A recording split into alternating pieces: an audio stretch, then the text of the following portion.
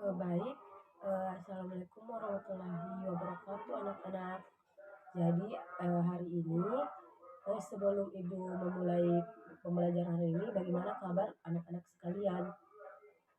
Alhamdulillah, kalau semuanya sehat-sehat.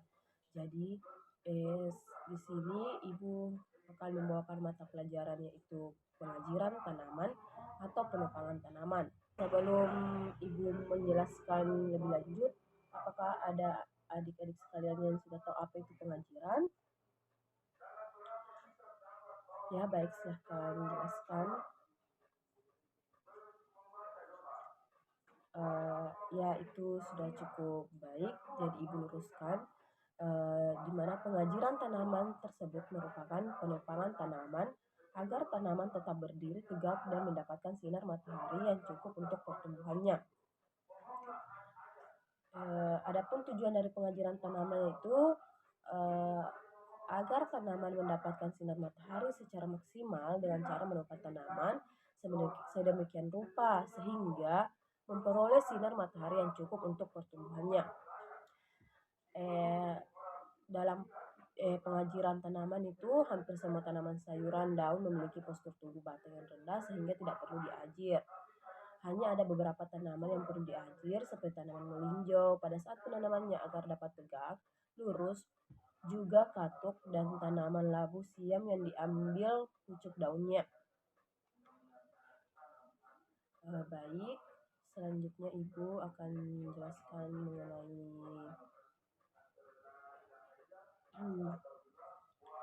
apa saja sih jenis dan bahan ajir tersebut. Apakah ada adik-adik sekalian sudah tahu? Oke, kalau begitu ibu akan jelaskan ya. Jadi jenis dan bahan ajir itu ada 3. Yang pertama itu yang berasal dari cabang kayu, yang kedua yang berasal dari kaso, yang ketiga yang berasal dari bambu. Untuk yang berasal dari cabang kayu itu bisa didapat dari cabang-cabang tanaman penghasil kayu sebagai hasil samping dari pemangkasan cabai yang tidak berguna atau tidak produktif. Sedangkan bahan yang berasal dari kaso itu biasanya tumbuh di pinggir-pinggir kali, batangnya berkubu-kubu mirip tanaman tebu ya, tetapi diameter batangnya relatif kecil. Sedangkan yang dari bambu itu ada beberapa jenis. Yang pertama itu bambu kuning, yang kedua itu bambu aur. Ada yang sudah tahu itu apa namanya bambu aur? Baik, bambu aur itu banyak tumbuh di pematang-pematang sawah dan tanah daratan di pinggiran pegunungan. Yang kedua itu bambu tali. Kalau bambu tali ini tuh biasanya banyak orang memanfaatkan untuk tali, sehingga jarang dipergunakan untuk ajir karena dagingnya relatif tipis, juga dibuat tali lebih menguntungkan. Yang terakhir itu, oh maaf ya anak, ternyata ada satu yang terlupa itu bambu gombong. Di mana jenis bambu ini selain diameternya lebih besar dan dagingnya lebih tebal, tanamannya pun lebih tinggi atau panjang, sehingga banyak dipergunakan orang untuk bahan bangunan dan sangat cocok untuk bahan pembuatan ajir. Dari keempat macam bambu ini, menurut anak-anak sekalian atau adik-adik sekalian, bambu yang mana paling cocok yang digunakan untuk ajir? Ya, betul sekali. Lebih baik itu bambu gombong karena diameternya itu lebih besar dan dagingnya lebih tebal, tanamannya lebih tinggi atau panjang sehingga banyak dipergunakan untuk bahan pembuatan ajir. Baik anak-anak, selanjutnya ibu akan menjelaskan teknik pengajiran. Atau ada yang sudah tahu ada berapa teknik pengajiran? Ya, betul sekali anak-anak, ada 2, yaitu sistem ajir miring dan sistem ajir tegak. Di mana ibu jelaskan saja ya, di mana sistem ajir miring ini sesuai dengan namanya itu pada sistem ini tanaman ditopang dengan ajir yang ditancapkan miring. Ajir miring ini dipasang satu ajir untuk satu tanaman. Kemiringan ajir membentuk sudut 45 dengan batang tanaman. Ajir dimasukkan ke tengah-tengah percabangan pertama, kemudian diikat dengan tali rafia atau tali lain Ukuran ajir biasanya itu panjangnya 1,25 sampai 1,5 meter dengan lebar 4 cm dan tebal 2,5 cm. Kalau yang kedua itu sistem ajir tegak, di mana sistem ajir tegak ini dapat dilakukan dengan dua cara, yaitu pemasangan ajir dapat dilakukan pada setiap batang tanaman atau setiap 3 tanaman. Dengan ukuran ajir yang masing-masing sedikit berbeda.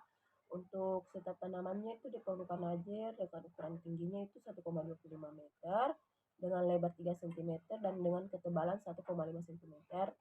Tetapi dalam sistem ajir ini tergantung dengan jenis tanamannya sih. Selanjutnya itu apa aja sih faktor-faktor yang mempengaruhi pengajiran? Apa ada sudah tahu anak-anak? Baik, Ibu jelaskan ya.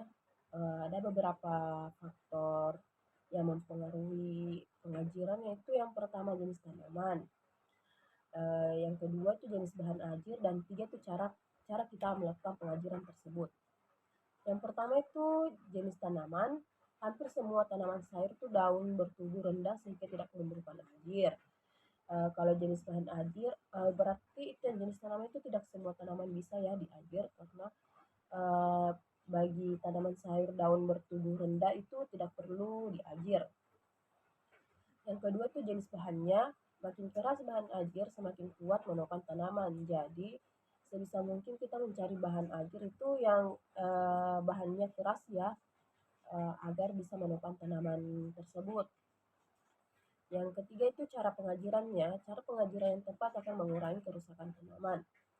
Jadi untuk melakukan pengajaran itu tidak asal-asal ya anak-anak, karena kalau kita tidak mengikuti cara pengajaran yang benar, kita akan membuat tanaman itu menjadi rusak. Jadi cara pengajaran itu sangat tergantung dengan keberhasilan tanaman kita.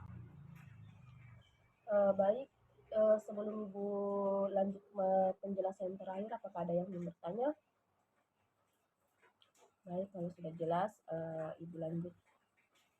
Yang terakhir itu cara pemasangan ajir.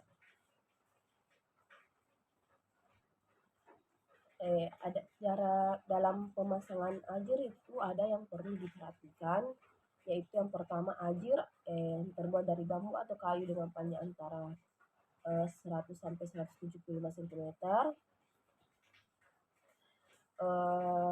Yang kedua itu pemasangan ajir dilakukan sedini mungkin ketika tanaman masih kecil, akar masih pendek, sehingga akar tidak putus atau tertusuk ajir.